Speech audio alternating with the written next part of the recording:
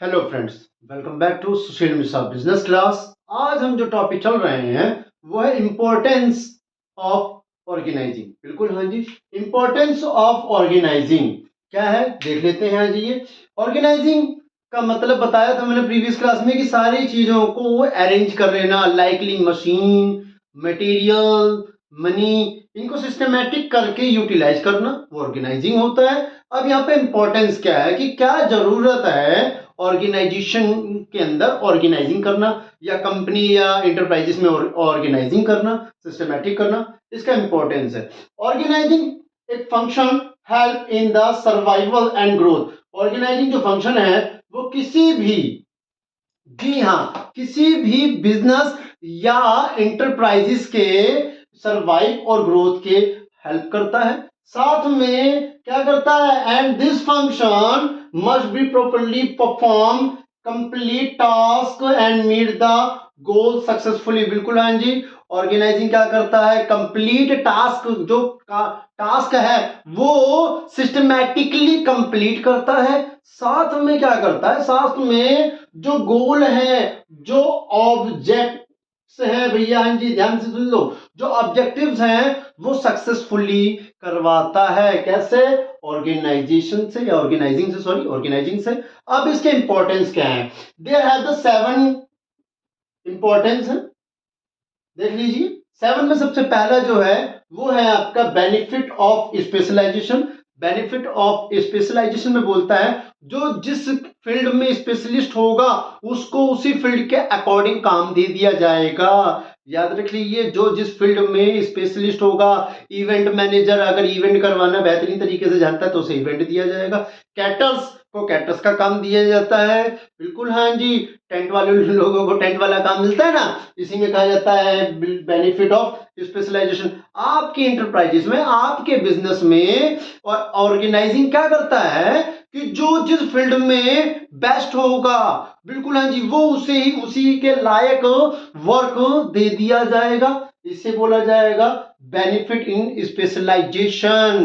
बिल्कुल हाँ जी, लता मंगेशकर किस चीज में भैया स्पेशलिस्ट, सिंगिंग में है, इसलिए उन्हें सिंगिंग के बिल्कुल स्टार माना जाता है। अगर उन्हें कह दिया जाए भाई क्रिकेट खेलो, वुमेन टीम की तरफ से खेल सकती है, नहीं खेल सकती थी भैया, याद रख लीजिए। सचिन तेंदुलकर को बोला जाए जाओ भैया गाना गा लो यार, सिंगिंग कर लो, भी नहीं। तो ऑर्गेनाइजिंग क्या करता है, जो जिस काम में स्पेशलिस्ट होगा, परफेक्ट होगा, उसी के अकॉर्डिंग उनको काम दे दिया जाता है। सेकंड जो आता है क्लियरिटी वर्किंग रिलेशनशिप। बिल्कुल हाँ जी, क्लियरली बता दिया जाता है कि किसको आप जवाब दोगे, कौन आपका सुपीरियर है। बिल्कुल हाँ जी, बिल्कुल पूरी तरह से बता दिया जाता है कौन आपका बॉस है, कौन आपका मालिक बैठा है, सुपीरियर है, और कौन आपका सबॉर्डिनेट है। बिल्कुल हाँ जी, जो वर्किंग रिलेशनशिप होती है वो क्लियरली बता दी जाती है, किससे काम लेना है, किसको काम देना है, ये बता दिया जाता है। साथ में जो तीसरा पॉइंट है वो है optimum utilisation of resources. Optimum utilisation of resources में बोलता है M4। M4 का मतलब हो गया मैन, मटेरियल, मनी, मशीनरी।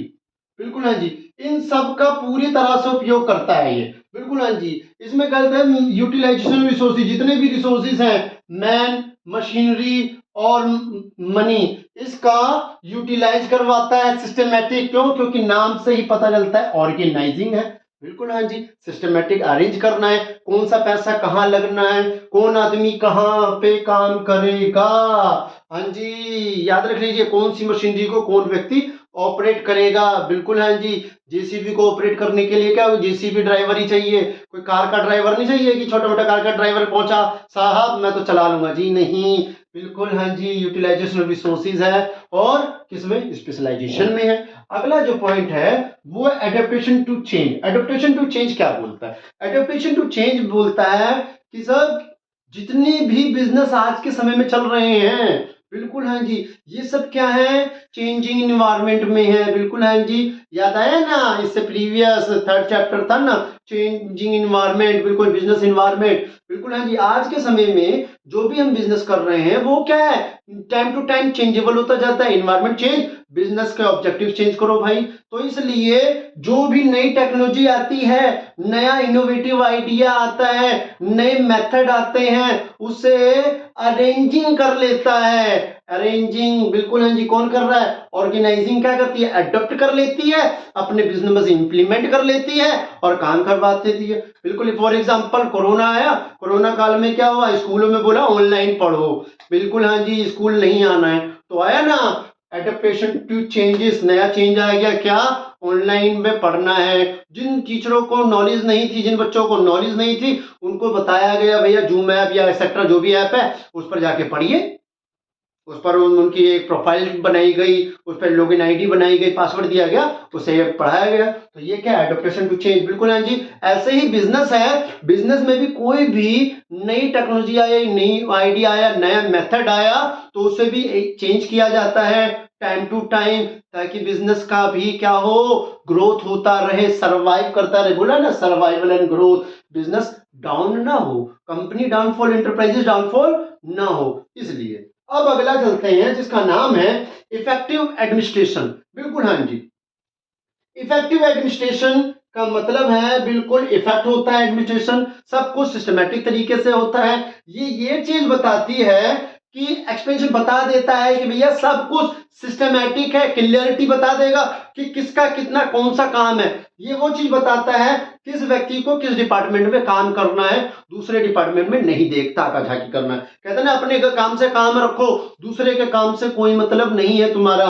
वही चीज है यहाँ पर इफेक्टिव एडमिनिस्ट्रेशन, कि भैया बता रहा है कि तुम्हारा काम अगर प्रोडक्शन का है तो तुम सिर्फ और सिर्फ किस पर ध्यान दोगे? सिर्फ और सिर्फ प्रोडक्शन पर ध्यान दो। इसके सिवा आपको ये नहीं सोचना है कि रॉ मटेरियल कहां से आएगा, अगर मैं प्रोडक्शन कर देता हूं तो कहां बिकने जाएगा, ऐसा कुछ नहीं है, याद रख लीजिए। इफेक्टिव एडमिनिस्ट्रेशन होता है, ये बताता है कि आपको जो काम दिया गया है सिर्फ आपको वो करना है, दूसरा काम दूसरे सबऑर्डिनेट को, एम्प्लॉय को दिया गया है, आपको उससे कोई मतलब नहीं है। क्लियरिटी बता देता है कि कौन है भैया काम करने में परफेक्ट, कौन उसको काम करेगा। बिल्कुल हाँ जी, ये क्लियरिटी बता देता है। बोले ना इसमें कि डिपार्टमेंटलाइजेशन करते तो हर डिपार्टमेंट में व्यक्ति को बिठा दिया जाता, तेरा डिपार्टमेंट ये, तुझे सिर्फ इतने से मतलब है। अगर तुम अकाउंट डिपार्टमेंट में हो तो आपको सिर्फ और सिर्फ अकाउंट्स डिपार्टमेंट से ही मतलब है, याद रख लीजिए। अब अकाउंट डिपार्टमेंट वाला चला जाए पता करने कि प्रोडक्शन हुआ है नहीं हुआ तो गलत हो गया ना। इसलिए इफेक्टिव एडमिनिस्ट्रेशन है कि अपने डिपार्टमेंट में ही ताका झाकी, बस दूसरे के घर में ताका झाकी नहीं करनी। बहुत है साहब, ये इंपॉर्टेंस है। अगला जो है development of personal. Development of personal में बोलता है जो भी नई टेक्नोलॉजी आया, एडेप्टेशन टू चेंजेस में आता है ना, न्यू टेक्नोलॉजी आई, नया आइडिया आया, कोई भी नई तरीके से प्रोडक्ट मेथड देखना है, टाइम देखना है, वो सब चीजें क्या करती है, डेवलपमेंट ऑफ पर्सनल में आ जाती हैं कि वर्कर को यहाँ पर, सबऑर्डिनेट को यहाँ पर डेवलप किया जाता है, उनकी स्किल्स, एबिलिटी, परफॉर्मेंस एक्सेट्रा, इनको डेवलप कर दिया जाता है ताकि उनको भी नई नई आइडिया, नई नई स्किल के अकॉर्डिंग काम करना आसानी हो जाए, काम करने में अच्छा लगे, उन्हें बोरिंग फील ना हो कि यार हम वही काम कर रहे हैं, और अगर एक ही काम को बार बार कर रहा है, ओवरलैपिंग हो रही है, तो waste of time, waste of material, waste of money हो रहा है। तो इस चीज को नहीं होना चाहता है ये ऑर्गेनाइजिंग, जो चाहता है कि मैं waste of time, waste of money नहीं करना चाहता, इसलिए डेवलपमेंट ऑफ पर्सनल भी करता है। भैया स्किल है, बिल्कुल हाँ जी, जा सीख, नई चीज आई है, सीख सीख सीख सीख कर जल्दी आ और हमारे ऑर्गेनाइजेशन में दोबारा अडॉप्ट कर ले। इसलिए बड़ी बड़ी कंपनियां, ऑर्गेनाइजेशन या एंटरप्राइजेस क्या करती है, फिर सेमिनार लगाती है कि जब भाई सेमिनार से सीख कर आ, नई चीजें क्या है सेमिनार पर सीख कर आए, तो डेवलपमेंट कर रहे हैं वो अपना भी। जब अपना डेवलपमेंट होगा, उनका डेवलपमेंट होगा, तो लास्ट क्या चाहती है, एक्सपेंशन एंड ग्रोथ। ऑर्गेनाइजिंग जो है वो ऑर्गेनाइजेशन या एंटरप्राइजेस का, ऑर्गेनाइजेशन का डेवलपमेंट चाहती है। कैसे? एक्सपेंशन कर देगी, वाइड लेवल पर ले जाएगी और साथ में ग्रोथ भी करेगी, जो हर ऑर्गेनाइजेशन चाहता है। आप कोई भी ऑर्गेनाइजेशन खोलिए, आपका इच्छा है कि आपको दुकान खोलनी है, कोई भी छोटी मोटी दुकान खोलनी है, तो उसकी भी इच्छा क्या रखो कि आगे जाकर यार दुकान ना थोड़ी बड़ी हो जाए मेरी, यार छोटी सी दुकान बड़ी हो जाए।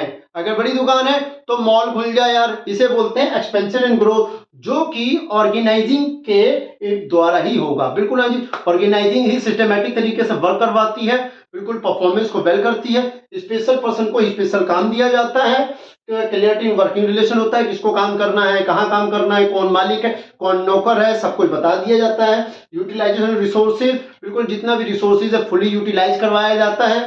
साथ में एडेप्टेशन टू चेंज, जो भी नई टेक्नोलॉजी आया, नया मेथड आया, इनोवेटिव आइडिया आया, उसके अकॉर्डिंग बिजनेस ऑर्गेनाइजेशन को चेंज किया जाता है। इफेक्टिव एडमिनिस्ट्रेशन होता है और डेवलपमेंट ऑफ पर्सनल, जो भी वर्कर्स हैं, जो भी काम करने वाले वर्कर्स हैं, उनको डेवलपमेंट किया जाता है। और एक्सपेंशन एंड ग्रोथ, ऑर्गेनाइजेशन जो चाहता है, एम ऑब्जेक्ट जो उसका है कि अपने आप को डेवलपमेंट करना चाहता है, वो भी चीज यहाँ देखी जाती है ऑर्गेनाइजेशन के अकॉर्डिंग।